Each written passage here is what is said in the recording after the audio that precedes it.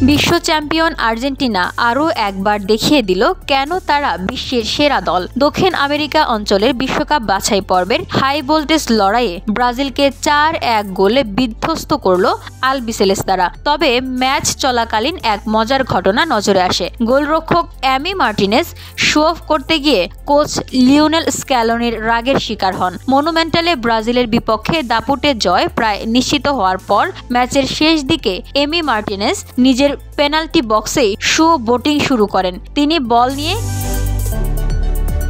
Keep up করছিলেন, যা ফুটবলে সাধারণত আক্রমণ ভাগের খেলোয়াড়রা করে থাকেন। কিন্তু এই আচরণ মোটেও ভালোভাবে নেননি কোচ স্ক্যালোনি। সাইডলাইনে দাঁড়িয়ে তিনি স্পষ্ট ইশারায় মার্টিনেজকে সতর্ক করেন এবং খেলা চালিয়ে যেতে বলেন।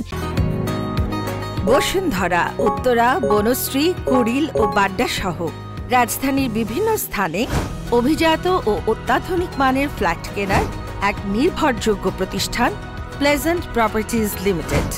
তাই আপনার স্বপ্নের আবাসনের জন্য আজই যোগাযোগ করুন। Pleasant properties limited, where destiny matches eventually।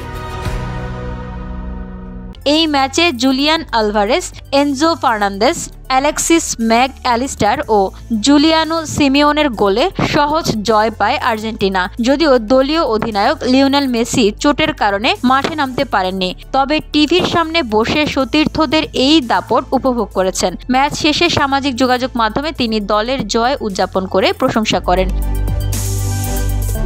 বিশ্বকাপ বাছাই পর্বে দুর্দান্ত ফর্মে থাকা আর্জেন্টিনা আগামী জুনে চিলি ও কলম্বিয়ার বিপক্ষে মুখোমুখি হবে। এই ছন্দ ধরে রাখতে মরিয়া স্ক্যালোনির শিষ্যরা।